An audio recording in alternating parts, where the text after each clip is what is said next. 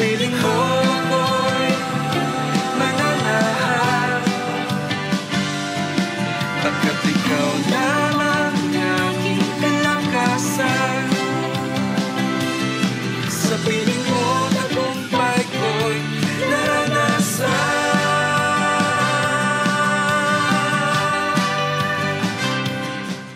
Isang magandang umaga po, o hapon, o gabi, o anumang oras po kayo madatna ng programang ito. Patuloy po akong bumabati sa bawat isa na sumusubaybay ng ating araw-araw na pagpapala, Luzon, Visayas, and Mindanao. Saan man po kayo sulok na mundo nandoon ay patuloy po akong bumabati sa inyo. Salamat po sa patuloy niyong pag-tune in dito sa ating programa. So, tayo po muna ay manalangin. Hallelujah. Father, in Jesus' name, salamat po Panginoon sa oras na ito, O Lord God. Lord, salamat po Panginoon na sa pamamagitan ng salita mo, O Lord God, na aming naririnig araw-araw, O Diyos, ito Panginoon ay nagbibigay kalakasan at pagpapala para sa buhay ng bawat isa sa amin, O Lord God. Thank you, Lord. In Jesus' name we pray. Amen. So, sa araw na ito, ang isi-share ko po ay ilang dahilan kung bakit mahalaga na tayo ay nagdi-devotion or reasons why daily devotions are essential. So, tayo po bilang mga nakakilala sa ating Panginoon at bilang tinanggap natin ang ating Panginoon, tama po ba, bilang mga Kristiyano, ay mahalaga po na tayo ay nagdi-devotion. Tama po ba? Opo. Napakahalaga po na tayo ay mag-devotion. At hindi po, alam niyo po ba na hindi po sapat na meron lang tayong naririnig o napapakinggan patungkol sa ating Diyos o na naririnig natin sa ating mga pastor ang salita ng ating Panginoon. At hindi rin din po sapat yung pagdalo natin every Sunday celebration or yung pag-attend natin ng care group o yung mga napapanood natin sa online. So upang lubos po nating makilala ang ating Diyos at the same time, para mag-level up po ang ating spiritual life, kailangan po natin siyang hanapin or meditate po natin ang salita ng ating Panginoon. Amen. Na kung saan kailangan tayo po ay nagkakaroon ng daily devotion. So, ang pang-araw-araw po na pagdi-devotion, ito po ay kapakinabangan po para sa atin. Tama po ba? Malaki po ang naitutulong nito sa atin. Yung ating gagawin o ginagawang araw-araw na pag-devotion. So, kung nung nakaraan po ay ang naibahagi ko po dito sa nung nakaraan ay yung kung paano mag-devotion. Na-share ko po yung nung nakaraan at na-share ko din po kung paano magkaroon ng araw-araw na devotion. At yung isi-share ko nga po ngayong araw na ito ay ilang dahilan kung bakit ang ating pang-araw-araw na pagdi-devotion ay mahalaga. So ito po ang isi-share ko, ilang dahilan po kung bakit mahalaga na tayo ay nagdi-devotion or reasons why daily devotions are essential. So ang number 1 po, daily devotions help build our faith. So, yung sa pamamagitan po ng ating pang-araw-araw na pagdi-devotion, ito po ay nakakatulong sa ating pananampalataya. Amen. Praise God. So, lumalago po tayo kapag tayo yung ating faith, yung ating spirit, yung ating pananampalataya, ito po ay nagle-level up kapag tayo po ay nagdi-devotion. So, ang Biblia po ay puno ng mga kwento ng pananampalataya tungkol po sa paggawa ng imposible ng Diyos. Kung sa atin pong pananampalataya, minsan ay sinusubok ng problema at minsan ay nag-aalinlangan tayo. So, ang pagbabasa po ng salita ng Diyos, ito po ay makakatulong sa atin. at yung ating pananampalataya ay madadagdagan. Amen po ba? Ang katapatan po ng Diyos ay makakatulong na mapagtibay yung ating pananampalataya sa Kanya. Sabi po sa Romans 10:17, sabi po dito, kaya't ang pananampalataya ay bunga ng pakikinig at ang pakikinig naman po ay bunga ng pangangaral tungkol kay Kristo. Amen. So, yun po. At ang ikalawa naman pong dahilan, daily devotions draw us closer to God. So, ang ating pong pang-araw-araw na pagdi-devotion, ito po ay naglalapit sa atin, sa ating Panginoon. Mas lalo po tayong nagiging close sa ating Panginoon. Amen. Sabi nga po sa James 4:8 or Santiago 4:8, sabi dito, lumapit kayo sa Diyos at lalapit siya sa inyo. Hugasan ninyo ang inyong mga kamay, kayong mga makasalanan. Linisin ninyo ang inyong puso, kayong pabago-bago ang isip. Amen. So through our devotion po ay mas lalo po tayong mas lalo po nating nakikilala ang ating Diyos. Amen po ba? At ganoon din po ang ating Panginoon. Siyempre, kapag tayo po ay laging lumalapit sa ating Panginoon, mas lalo din pong lalapit ang ating Panginoon sa atin. Amen po.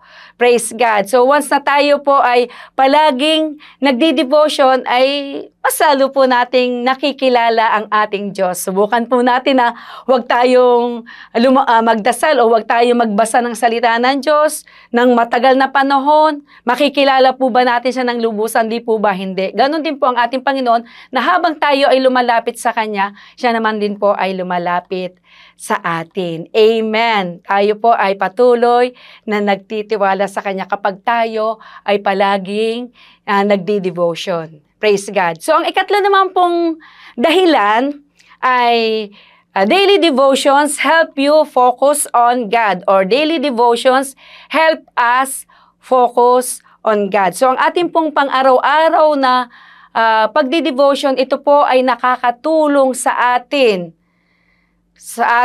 para tayo ay makapag-focus sa ating Panginoon. So sa buhay po natin ay napakarami pong distraction, tama po ba? Marami po ang pumipigil sa sobra nating kabisihan para tayo ay hindi makalapit sa ating Panginoon. Marami po tayong minsan na pinagkakaabalahan na ito ang nakakapagpalayo sa atin para hindi tayo lumapit sa ating Panginoon. Tama po ba? Para bang kulang ang 24 hours na ipinagkaloob sa atin ng ating Panginoon sa sobrang kabisihan natin minsan. Tama po?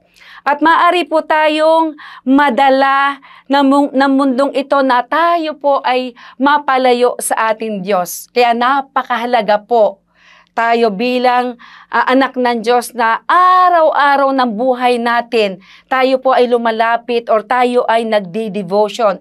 Upang sa ganon ay patuloy po nating mabasa ang salita ng Panginoon na ito ay magbibigay sa atin ng kalakasan na kung saan tinutulungan tayo ng Diyos kapag tayo ay nagdi-devotion na tumuon po tayo sa Kanyang mga plano. At yung mga pangako ng ating Panginoon sa ating buhay, ito po ay natatanggap at matatanggap po natin kapag tayo po ay nag-devotion. Maglaan po tayo ng oras. Amen. Praise God. So, ang ikaapat po na reason, daily devotions give us peace and joy. So, napakahalaga po na yung ating pagdi-devotion araw-araw. Alam niyo po ba na kapag tayo ay nagdi-devotion, ito po ay nagbibigay sa atin ng kapayapaan at kagalakan. Amen. So, ikaw na nanonood dyan, nababahala ka ba sa maraming bagay? Marami ka bang pinagdadaanan? Kapatid, lumapit ka lang sa ating Diyos. Praise God.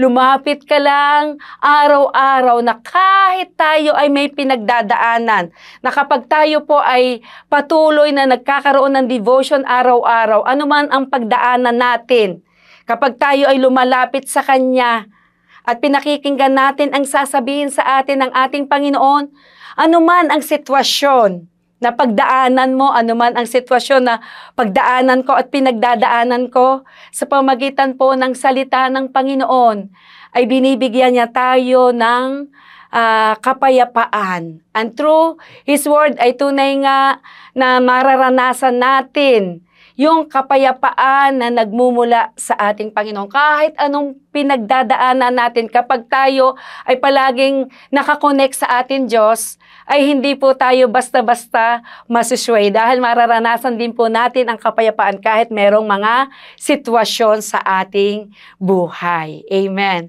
Sabi nga po sa Psalms 119 verse 165, sabi po dito, "Great peace have those who love your law, and nothing can make them stumble." Amen. So makakaranas daw po tayo ng kapayapaan. Ang bawat sumusunod daw po sa ating Panginoon ay makakaranas ng kapayapaan kahit anong sitwasyon ang pagdaanan at pinagdadaanan.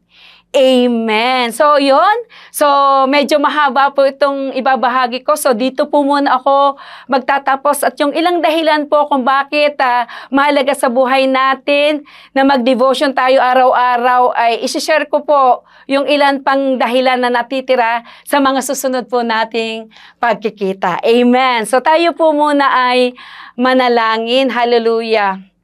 So, praise God. Panginoon, salamat po, Lord, sa salita mo, O Lord God.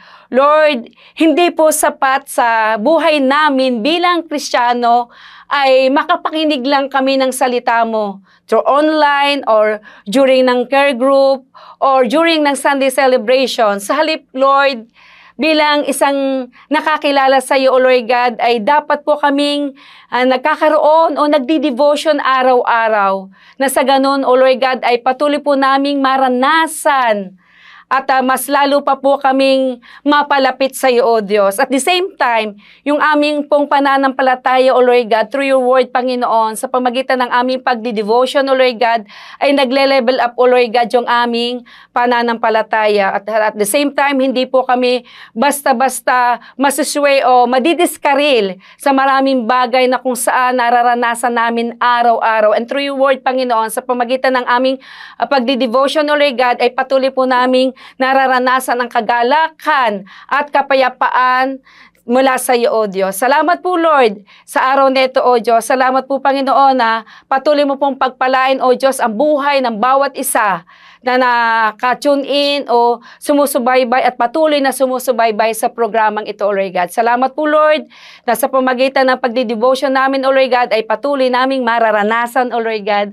ang kabutihan mo, ang pagpapala mo, ang kapayapaan na nagmumula sa Lord God. Salamat po, Lord. In Jesus' name we pray. Amen and amen. Maraming salamat po at muli makita-kita po tayo sa mga susunod na araw at isi-share ko naman po yung part 2 ng naibahagi ko sa araw nito.